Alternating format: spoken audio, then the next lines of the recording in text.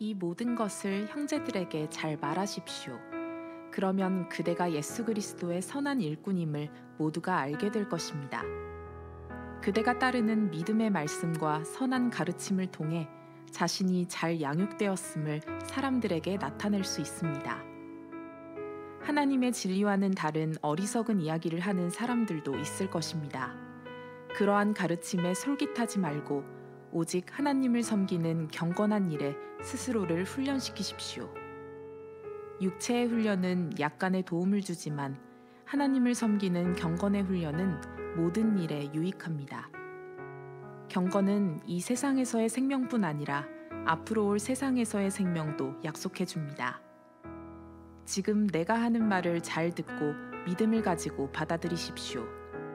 우리는 이것을 위해 지금까지 열심히 일해왔습니다.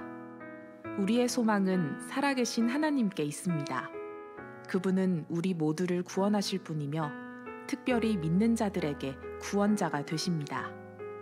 그대는 이러한 사실들을 가르치고 명령하십시오. 그대가 젊다는 이유로 사람들이 그대를 업신여기지 않게 하고 믿는 사람으로서 어떻게 살아가야 하는지 모범을 보이십시오. 말과 행동, 사랑과 믿음, 그리고 순결하고 깨끗한 삶을 통해 사람들에게 본을 보여주기 바랍니다. 내가 갈 때까지 열심히 성경을 읽고 사람들을 권면하며 잘 가르치십시오. 그대가 받은 은사를 잊지 말고 잘 사용하십시오. 그것은 교회의 장로들이 그대의 머리에 손을 얹고 기도할 때 예언을 통해 그대에게 주어진 것입니다. 온 마음을 다해 충성하여 그대가 발전하는 모습을 사람들에게 보여주십시오. 작년 겨울에 있었던 일인데요. DBS가 종강해서 평소보다 좀 일찍 끝나서 가족들과 함께 근처 마트에서 시간을 보내고 있을 때였습니다. 그때 8살 된 제 딸이 저를 이제 부르는 거예요. 아빠, 아빠 이러면서 어디 손을 가리키는데 어떤 모습이 제 눈에 들어왔냐면 두 남자아이가 딱 봐도 보호자를 잃어버리고 두리번거리는 모습을 보게 되었습니다. 형으로 보이는 아이가 있었는데 아무리 형이라 할지라도 그 아이도 아무리 나이가 많아도 한 10살 정도? 그러니까 불안한 기색을 동생 앞에서 숨기려고 하고 있지만 그 아이도 엄마나 아빠가 보이지 않자 굉장히 당황스러워하고 동생을 챙기고 있더라고요.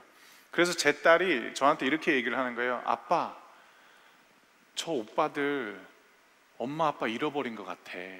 저한테 그런 얘기를 하더라고요. 그래서 제가 그 아이한테 이제 갔어요. 저만 가면은 아이가 너무 당황스러워할 수 있잖아요. 그래서 제 아내랑 제 딸, 제 아들이랑 넷이서 일부러 갔어요. 그리고 형으로 보이는 그 남자아이한테 이렇게 제가 얘기했어요. 아저씨가 뭐 도와줄 거 없어? 이렇게 얘기를 한 거죠. 그러니까 그 아이가 울음을 간신히 참으면서 괜찮아요 라고 이야기를 하는 거예요. 아마 그렇게 교육을 받았겠죠. 낯선 사람이 말을 걸면 응대하지 말라라는 교육을 받았을 것 같아요. 그래서 제가 얘기를 했어요. 괜찮아, 아저씨 이상한 사람 아니야. 이상해 보일 수도 있겠지만 이상한 사람 아니야 라고 이야기를 하면서 도와주려고 했는데 이 아이가 참 지혜롭게도 엄마 아빠를 잃어버린 그 장소 그대로 있었던 거예요. 그래서 제가 너 정말 잘했다 이러면서 하고 있었는데 때마침 저기 엄마로 보이는 분이 막 뛰어오는 거예요. 그때 그 엄마로 보이는 분이 저랑 제 아내한테 감사의 목례를 했고 저희들 역시도 다행이라는 목례를 하고 그 아이들을 남겨둔 다음에 다시 우리 네 가족이 저희들만의 또 시간을 보낸 적이 있었습니다. 그때 제가 한 가지 깨달은 게 있었는데 그것은 무엇이냐면 어른이 필요할 때가 있구나라는 생각이었어요. 물론 그 형으로 보이는 남자아이가 꽤 의젓해 보였어요. 그런데 그 아이는 아직 어른이 아니었어요. 어른을 잃어버리자 그 아이는 너무너무 두려워했고 그때 그 아이에게 필요한 것은 어른이구나라는 생각을 하게 되었습니다. 사랑하는 여러분, 어른이 된다는 것은 어떤 의미일까요? 어떤 모습을 갖춰야 우리는 어른이 되었다라고 할 수 있을까요? 이에 대한 우리 사회는 여러 답변을 가지고 있는데 어떤 사람들은 경제적인 독립 또는 정서적인 독립을 했을 때 비로소 어른이 되었다라고 말하기도 합니다. 그들이 말하는 어른의 정의는 다른 사람들한테 기대지 않고 남에게 패끼치지 않는 인격체가 비로소 어른이 되었다라는 정의를 갖고 있는 것 같아요. 또 다른 사람들은 남에게 도움을 줄 수 있어야 어른이라고 말합니다. 침묵이 필요한 순간에는 침묵으로 함께 있어주고, 짧지만 오랜 여운과 영향력을 남길 수 있는 조언이 필요할 때는 딱 필요한 말만 해줄 수 있는 그런 사람. 또 누군가는 전문성을 갖추고 있어 사회에 무언가를 기여하고 공헌할 수 있는 사람이 어른이 되었다라고 이야기를 하는 거죠. 공통점이 있어요. 사회에서 말하는 어른이 되었다라는 것은 단순히 생물학적인 나이가 찼다라는 것만을 의미하지 않는다라는 것. 그것이 우리 사회가 공감하고 있는 어른이 되었다라는 특징이기도 한 것입니다. 그런데 문득 이런 질문을 해봤습니다. 성경은 어른에 대해서 어떻게 정의를 할까? 성경에서 말하고 있는 성인은 어떤 뜻일까? 그래서 앞으로 4주 동안 저는 여러분들과 함께 어덜팅, 즉 어른이 된다는 것이라는 주제로 성경이 말씀하고 있는 어른의 모습에 대해서 여러분들과 살펴보려고 합니다. 오늘은 그 첫 번째 시간으로 어른이 된다는 것은 자연스럽게 성장과 성숙이 드러나는 것이다 라는 주제로 디모데전서 4장 말씀을 여러분들과 함께 보도록 하겠습니다. 디모데전서 4장의 배경은요, 바울이라는 하나님의 사람이 자신에게 주어진 하나님의 일을 마치게 되는 시점에서 자신의 다음 세대인 디모데에게 전하는 멘토링이라고 할 수 있습니다. 이것이 디모데전서 전체의 배경입니다. 이 멘토링의 핵심은 젊은 디모데가 에베소 교회의 목회자로서 그리고 예수 안에서 성장하고 성숙해져가는 어른으로 바로 서야 된다라는 것이 디모데전서의 전체 맥락입니다. 디모데전서 4장 6절 말씀부터 함께 읽도록 하겠는데요, 자막을 한번 띄워주시겠어요? 디모데전서 4장 6절 말씀 시작. 이 모든 것을 형제들에게 잘 말하십시오.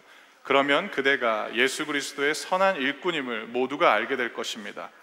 그대가 따르는 믿음의 말씀과 선한 가르침을 통해 자신이 잘 양육되었음을 사람들에게 나타낼 수 있습니다. 아멘. 이 말씀을 시작으로 바울은 디모데에게 예수 안에서, 즉 예수님을 믿는 믿음으로 성장하고 성숙해져가는 어른이 되기 위한 4가지 멘토링을 해주는데, 그 4가지 멘토링을 통해서 우리 역시 예수님을 믿는 믿음 안에서 어른이 된다는 것은 무엇이고 성경이 말하고 있는 어른은 무엇인지에 대해서 배워보도록 하겠습니다. 첫 번째 멘토링은 무엇이냐면 경건한 일에 스스로를 훈련시키라라는 것입니다. 이것이 바울이 디모데에게, 그리고 디모데전서가 우리에게 가르쳐주는 어른이 된다는 것에 대한 첫 번째 멘토링이 되겠습니다. 경건한 일에 스스로를 훈련시키는 것입니다. 이번에는 디모데전서 4장 7절부터 8절 말씀인데 한 절씩 읽도록 하겠습니다. 여러분이 먼저 7절을 읽어주시겠어요? 시작.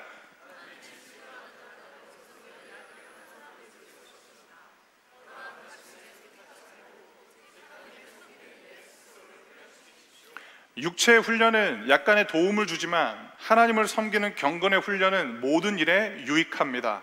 경건은 이 세상에서의 생명뿐 아니라 앞으로 올 세상에서의 생명도 약속해 줍니다. 아멘. 사랑하는 여러분, 육체의 성장은요, 때가 되면 자연스럽게 이루어집니다. 그래서 우리는 성인으로 불리게 되는 거죠. 하지만 내면의 성장과 성숙은 시간이 지난다고 이루어지는 것은 아닙니다. 오히려 시간이 지났음에도 성장과 성숙을 이루지 못하면 우리 자신뿐만 아니라 우리를 보는 사람도 나이에 맞지 않는 미성숙한 우리들의 어떠함 때문에 실망하거나 안타까워합니다. 왜냐하면 몸과 마음의 성장이 불일치할 때 나타나는 어색함과 모순돼 보이는 모습이 상대방을 갸우뚱하게 만들기 때문입니다. 제가 40대예요. 제가 목사예요. 제 나이에 맞지 않게, 제 직분에 맞지 않게 여러분들한테 이상한 말과 행동을 하면 여러분들은 당황하실 거잖아요. 그리고 그 일들이 점점점 빈번해지면 교회를 옮기실 거잖아요. 비슷한 거예요. 우리는 생물학적인 나이를 먹은 사람에 대해서 우리도 모르게 자연스럽게 내면의 성장과 성숙도 그에 부합하기를 바란다라는 겁니다. 왜냐? 같이 가야 되기 때문인 거죠. 바울은 예수님을 믿는 사람으로서 또한 내면의 성장과 성숙을 위해서 훈련해야 된다라고 말하는데, 그 훈련이 바로 경건입니다. 경건은 무엇일까? 먼저 디모데전서에서 말하는 경건은 두 가지 의미가 있는데, 첫째는 하나님을 섬기는 일입니다. 하나님을 섬기는 일이라면 모든 것이 경건입니다. 기도하고 말씀을 보고 그것뿐만 아니라 여러분들이 하나님의 사람으로서 하나님께서 기뻐하시는 삶을 살길 원하는 마음으로 살아간다면 여러분들의 삶의 모든 순간순간이 다 경건인 것입니다. 또한 디모데전서에서 말하는 경건이란 우리 안에서 사랑하는 마음이 일어나는 것입니다. 디모데전서 1장 8절에서 기록되어 있는 내용인데, 하나님은 우리에게 하나님과 그리고 내 옆에 있는 사람들을 향한 관계 맺는 방법 또는 그 관계에 대한 명령을 딱 하나만 주셨어요. 사랑하라 라는 것입니다. 물론 이 사랑은 우리 정서에서 일어나는 호감이나 친밀감만을 의미하지 않습니다. 아니, 미운 사람한테 무슨 친밀감이 생겨요? 미운 사람에게 호감을 갖는다라는 것은 굉장히 심각한 일인 거예요. 특히 사람과의 관계에서 사랑한다라는 것은 친밀감과 호감을 갖는 것뿐만 아니라 상대방을 선하게 대하는 것을 의미하는 것입니다. 경건이 바로 이 마음을 갖는 것이고, 끊임없이 우리 안에서 이 마음을 불러일으키는 것이 경건이라는 것입니다. 마음에 안 드는 사람들이 있죠. 경건의 훈련이에요. 그리고 그 사람에게 호감을 갖거나 친밀감을 갖지 않아도 돼요. 단 그 사람에게 선하게 대해야 됩니다. 이것이 여러분들의 삶에 부여된 성장과 성숙을 위한 경건의 모습이라는 것입니다. 하나님을 섬기는 일, 우리 안에서 사랑하는 마음을 불러일으키는 일, 이 두 가지가 디모데전서가 말하고 있는 경건이라면, 신약 성경 전체가 말하고 있는 경건이라는 것은 무엇이냐면, 예수를 닮아가는 습관을 여러분들의 삶의 자리에서 형성해가는 것이 경건인 것입니다. 바로 이러한 경건한 일에 스스로를 훈련시키는 것, 디모데전서 4장 7절부터 8절은 이 일을 통해서 우리가 어른이 된다고 말씀하고 있는 것입니다. 사랑하는 여러분, 훈련이란 의지와 목표가 내 마음을 통제하고 다스리는 상태가 바로 훈련입니다. 마치 책상 앞이나 운동하는 공간에 내 몸뚱아리를 갖다 놓는 것이 훈련인 거죠. 왜 몸뚱아리라고 하느냐? 하기 싫을 때가 너무 많기 때문에. 그렇게 되어도 우리를 갖다 놓는 거예요. 그게 훈련인 것입니다. 근데 이때 주의할 점이 있어요. 해야 할 일이 뚜렷하게 정해져 있을 때 너무 많이 생각하면 안 된다라는 거. 훈련에 있어서 너무 많은 생각은 걸림돌이나 회방꾼이 될 수 있기 때문에, 해야 될 일이 정해졌다면 생각 너무 많이 하지 마세요. 그냥 거기로 가시면 됩니다. 이런 면에서 스스로를 경건한 일에 훈련시킨다라는 것은 어쩌면 생각의 방해로부터 이기는 습관을 형성해가는 것이다 라고 정의할 수도 있습니다. 하나님을 섬기는 일, 하나님이 기뻐하시는 일, 하나님을 사랑하고 이웃을 사랑하는 일, 예수님을 닮아가는 일이라면 너무 고민하지 마시고 거기 그 시간에 여러분을 갖다 놓으시길 바랍니다. 그렇게 우리는 어른이 되어가는 것이고, 우리가 드러내지 않아도 자연스럽게 우리 안에서 일어나는 성장과 성숙이 주변인들에게 드러나게 된다라는 것입니다. 두 번째 멘토링은 살아계신 하나님께 소망을 두는 것인데요, 이번에는 디모데전서 4장 10절부터 11절 말씀, 디모데전서 4장 10절부터 11절 말씀을 저와 우리 성도님들이 한 절씩 읽도록 하겠습니다. 여러분들이 10절을 먼저 읽어주시겠어요? 시작.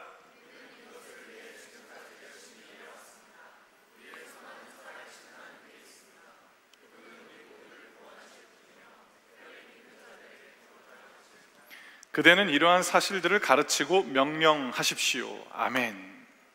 노력하는 사람들의 공통된 모습이 있는데, 그것은 무엇이냐면 그들에게는 이루고 싶은 목표가 명확하다라는 겁니다. 또 하나, 그들에게는 고통스러운 수고도 얼마든지 감내할 수 있는 명확한 동기부여가 있다라는 겁니다. 그것이 그들에게 노력과 수고의 삶을 가져다 줍니다. 성경은 이러한 목표나 동기부여에 대해서 소망이라고 가르쳐 줍니다. 소망이 있으면 노력하게 되고 수고를 덤덤하게 받아들이게 된다라는 겁니다. 하지만 소망이 없으면 어떻게 되느냐? 노력해야 되고 수고해야 되는 것을 머리로는 알겠는데 몸과 마음이 도저히 따라주지 않는 상태가 되는 것입니다. 이유는 간단합니다. 소망이 없기 때문입니다. 여러분의 의지가 약한 게 아니고요, 여러분들에게 소망이 없기 때문에 그렇게 살지 못한다라는 것입니다. 그러므로 삶의 가장 강력한 동기부여 중에 하나가 무엇이냐면 소망이라는 거죠. 그런데 디모데전서 4장 10절부터 11절은 어른이 되기 위해서 단순히 소망을 가져야 된다라고 말하지 않고, 예수 안에서 어른이 된다는 것은 살아계신 하나님께 소망을 두는 것이다 라고 우리에게 가르쳐 줍니다. 여러분의 어린 시절의 소망은 무엇이었습니까? 제 어린 시절의 소망을 한번 되돌아봤어요. 늘 이렇게 되돌아볼 때마다 두려운 게 한 가지 있어요. 저만 그럴까봐, 제가 너무 유치할까봐. 그래도 한번 말씀드려 볼게요. 저한테는 생일이랑 크리스마스가 소망이었어요. 갖고 싶은 거 받는 날이니까. 그것이 어린 시절 저의 소망이었고, 아마도 이 자리에 계신 분들 가운데 적지 않은 분들에게 갖고 싶은 것을 갖는 것이 꽤 큰 소망이지 않을까라는 생각도 해봅니다. 시간이 지나면서 우리들의 소망은 조금씩 바뀌게 됩니다. 어떤 대학에 들어가는 것이 소망이 될 때가 있었습니다. 그리고 내 자신과 내 주변 사람들에게 자랑스러울 정도의 학점을 얻는 것이 우리들의 소망이 될 때도 있었고, 그렇게 대학 생활을 하다가 또 다른 소망을 갖게 됩니다. 그것은 무엇이냐면, 남들이 말할 때 좋은 직장이다 라고 하는 곳에 내가 거기 소속되는 것, 내가 그 목표를 쟁취하는 것, 그게 소망이 될 때도 있습니다. 또 하나의 소망이 있죠. 그게 뭐냐? 사랑하는 사람과의 만남, 그 사람과의 결혼, 이런 것들이 소망이 되기도 합니다. 그 사람과의 행복한 미래를 꿈꾸면서 내가 감당해야 될 것들을 인내할 때 나를 버티게 해주는 힘은 무엇이냐면 그 사람과 함께할 그 미래에 대한 소망이기도 했던 것입니다. 근데 거기서 끝나지 않아요. 치열하게 살아가는 직장인들 같은 경우는 휴가나 여행이 소망일 때도 있습니다. 또는 지금보다 더 나은 회사로 이직하는 것을 소망하면서 시간이 지나면서 또 직장인들은 어떤 소망을 갖게 되느냐? 안정된 노후에 대한 소망을 갖게 되는 거죠. 이처럼 우리는 끊임없이 소망하며 살아갑니다. 그러나 사랑하는 성도 여러분, 앞서 제가 나열했던 소망들, 즉 보통 사람들이 살아가면서 갖는 소망들이 갖는 공통점이 있습니다. 그게 뭐냐? 막상 이루고 나면 그게 궁극적인 소망이 될 수 없다라는 것을 깨닫게 된다라는 겁니다. 제가 가고 싶은 대학교 갔어요. 제가 가고 싶은 대학원 갔어요. 제가 원하는 학위 했어요. 근데 별거 없더라고요. 저 꿈의 직장 다니고 있어요. 근데 이거 약간 오해의 소지가 있는데 우리 교회 싫다라는 게 아니에요. 저 우리 교회에서 11년 동안 사역했어요. 영적인 슬럼프가 없었느냐? 꽤 많았어요. 꿈의 직장에 있으면 내 삶에 슬럼프란 상관없는 단어일 줄 알았어요. 근데 그렇지 않아요. 제가 좋아하는 여자랑 결혼했어요. 물론 우리 아내는 너무너무 감사한 사람이에요. 그런데 아내랑 결혼하면서 살면서 제가 깨닫게 된 게 있어요. 그게 뭐였느냐? 사람이 채울 수 있는 공간이 있지만 반대로 하나님만 채울 수 있는 공간이 있다라는 거. 하나님만 채울 수 있는 그 공간이 채워지지 않으면 아무리 내가 사랑하는 여자랑 결혼한다 할지라도 그것만이 내 모든 행복을 보장할 수 없다라는 것을 깨닫게 된 것입니다. 이 소망만 이루고 나면 행복할 것이다라고 확신해요. 근데 막상 그것을 이루고 나면 얼마 안 있다 우리는 종종 이런 생각을 합니다. 그럼 하나만 더 이뤄볼까? 이거 말고 다른 거를 한번 이뤄볼까? 남들이 말할 때 더 좋은 것을 한번 이뤄볼까? 좀 더 새로운 것을 꿈꿔볼까? 그것만 한다면, 그것만 갖는다면 나 행복해지지 않을까? 여러분 이미 많이 속아보셨잖아요. 그거 여러분들한테 행복을 줄 수 없어요. 이 모든 원인은 그렇다면 어디에 있는 것일까?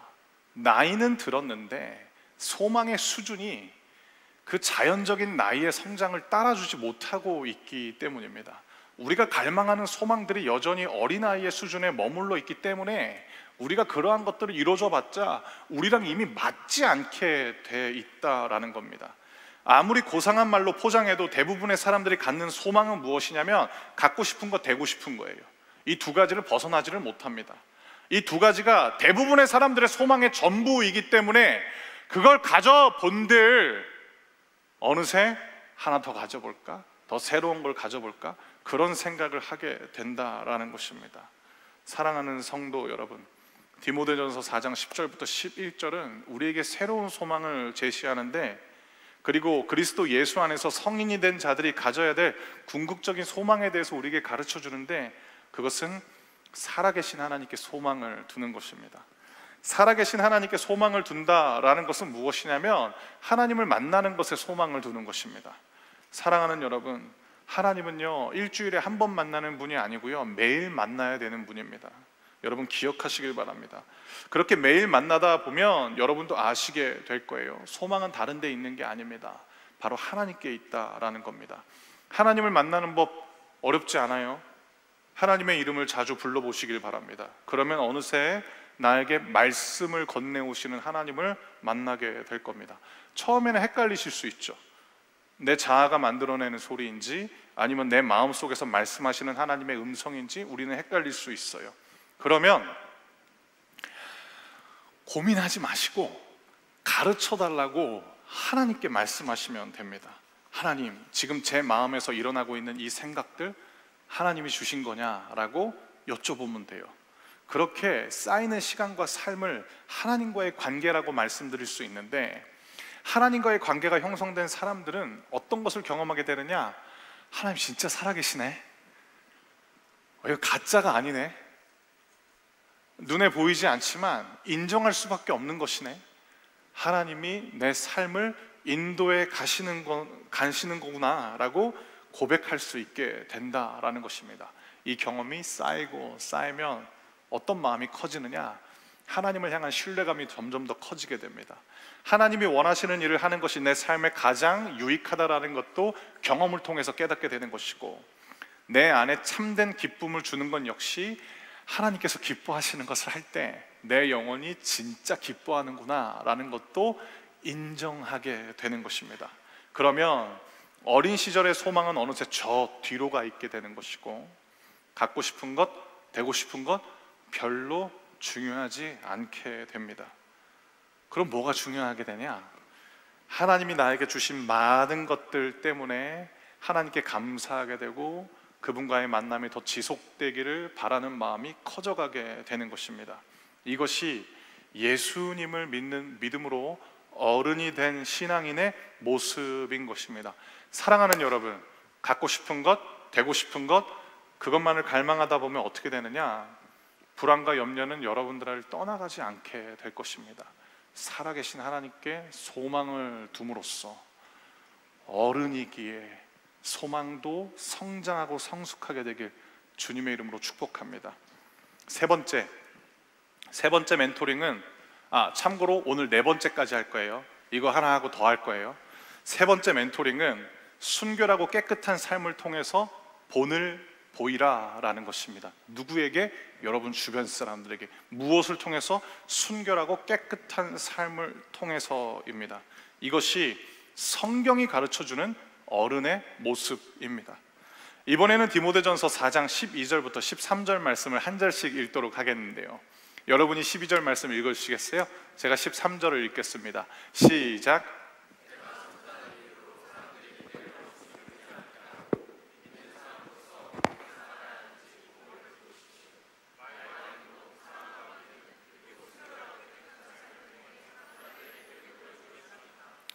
내가 갈 때까지 열심히 성경을 읽고 사람들을 권면하며 잘 가르치십시오. 아멘. 여러분, 순결하고 깨끗한 삶은 청소년기나 결혼을 앞둔 사람한테만 해당되는 삶이 아닙니다. 어른이 마땅히 보여야 할 본이 순결하고 깨끗한 삶입니다.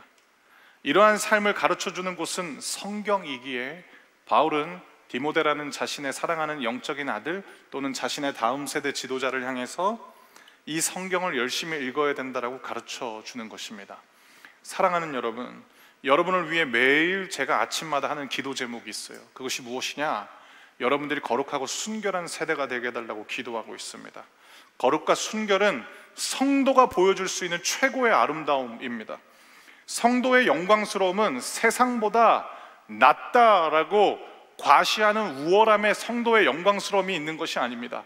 세상과는 다른 거룩과 순결을 추구하는 것이 성도의 아름다움이요 영광스러움인 것입니다. 사랑하는 청년 여러분, 성적으로 순결하십시오. 하나님이 여러분들에게 주신 성은 하나님이 우리에게 주신 결혼이라는 언약 관계 안에서만 참된 기쁨과 아름다움을 유지할 수 있습니다. 결혼하지 않으셨다면 여러분 그 어떤 이성과도 성적인 관계를 맺어서는 안 됩니다. 왜냐? 그 성적인 관계가 여러분들에게 하나님이 선물로 주신 기쁨과는 무관한 왜곡된 인식을 여러분들에게 심어줄 것이기 때문입니다. 그거는 사랑이 아닙니다. 결혼하기 전에도 결혼한 후에도 서로에게 신실하십시오. 그것이 참된 사랑입니다. 결혼 후에는 여러분의 배우자를 이 세상 모든 이성과 거룩하게 구별하여 대하시길 바랍니다. 하나님이 여러분들에게 하나 되게 허락하신 이성은 단 한 명, 배우자 말고는 없습니다. 세상이 어떠한 가치관을 말한다 해도 성경이 순결하고 깨끗한 삶을 말씀하시기 때문에 성경대로 살아가시고 성경대로 만나시고 성경대로 교제하시길 바랍니다.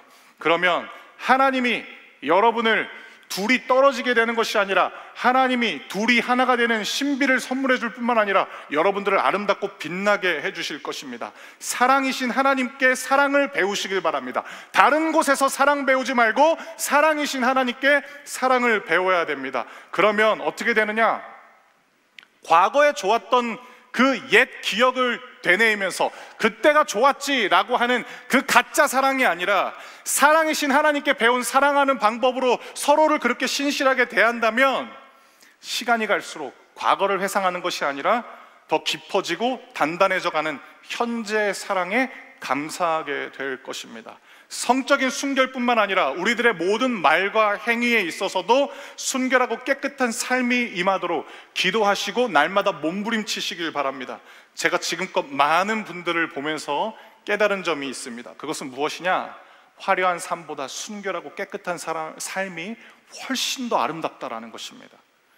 거칠애와 허례허식으로 꾸미는 삶보다 순결하고 깨끗한 삶으로 자신을 단정하게 가꾸는 성도의 모습이 훨씬 더 품이 있습니다.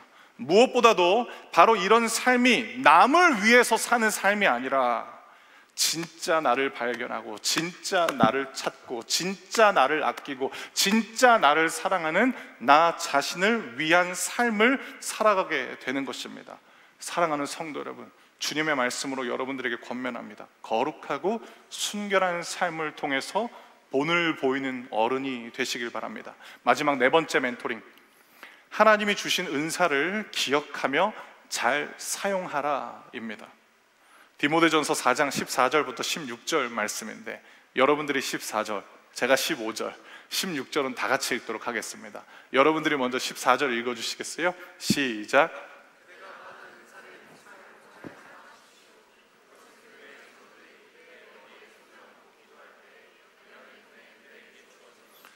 온 마음을 다해 충성하여 그대가 발전하는 모습을 사람들에게 보여주십시오. 그대는 그대의 삶과 가르침에 주의해서 늘 올바르게 살고 가르치기에 힘쓰십시오. 그러면 그대 자식뿐 아니라 그대의 말에 귀 기울이는 모든 사람이 구원을 받을 것입니다. 아멘. 사랑하는 성도 여러분, 제가 설교 때 너무 자주 말씀드렸죠. 그런데 또 말씀드릴게요. 왜냐하면 우리는 일주일의 분주한 삶 가운데 이 하나님의 메시지를 너무 자주 잊어버리기 때문에 또 말씀드릴게요.